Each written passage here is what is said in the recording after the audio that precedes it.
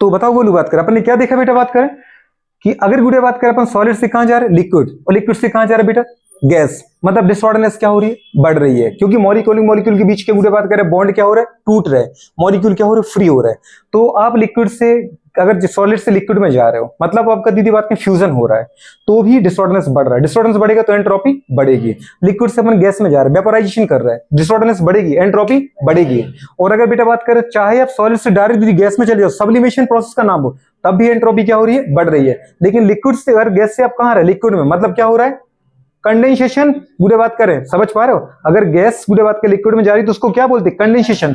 Disorderness क्या हो रही, कम हो रही, क्योंकि मॉलिक्यूल पास पास आके जुड़ते जा रहे हैं, तो एंट्रोपी क्या हो रही, कम हो रही। अगर लिक्विड बुरे बात करे जा रहे हैं सॉलिड में, मतलब हो रहा है क्या, फ्रीजिंग।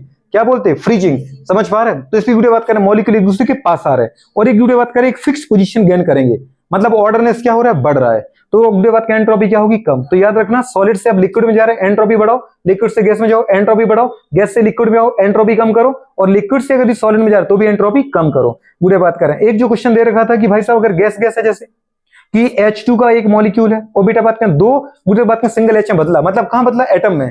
तो यहाँ दो मॉलिक्यूल, एक मॉलिक्यूल में दो हाइड्रोजन आपस में सिंगल बॉन्ड से जुड़े थे, तो उनके बीच में ऑर्डरनेस था ना, क्योंकि एक हाइड्रोजन दूसरे को छोड़ के नहीं जा सकता, बॉन्ड बनाए।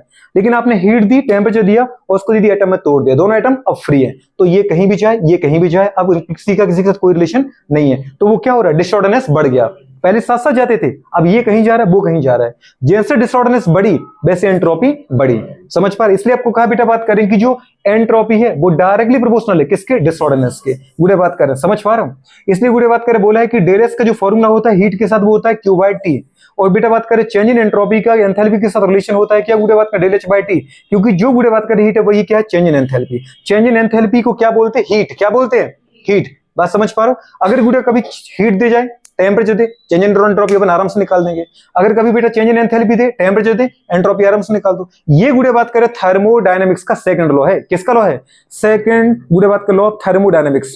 कौन, एंट्रोपी लॉ। क्या बोलते हैं इसको, एंट्रोपी लॉ। ये अपन पूरी बात करेंगे सबकी सब, गुड़े बात करें तो बताओ सॉलिड की ज्यादा एंट्रोपी होती है कि लिक्विड की, लिक्विड की ज्यादा होती कि गैस की, गैस की। अरे आइस की ज्यादा एंट्रोपी होती कि वाटर की, वाटर की वाटर वेपर की, वाटर वेपर की। समझ पर, मॉलिक्यूल की एटम की, एटम की। मॉलिक्यूल से ज्यादा हमेशा किसकी होगी, एटम की, क्योंकि मॉलिक्यूल में एटम जुड़े हुए और एटम में जब वो है तो वो बॉन्ड टूट चुके, वो फ्री है। बात समझ पा रहे हो, आराम से बढ़ जाएगा। कुछ समझ में आ रहा है कि नहीं आ रहा है, पूरे बात करें, नोट कर लो, जो भी तुम्हें इंपोर्टेंट पॉइंट लगे वो नोट कर लिया करो। आगे बढ़े।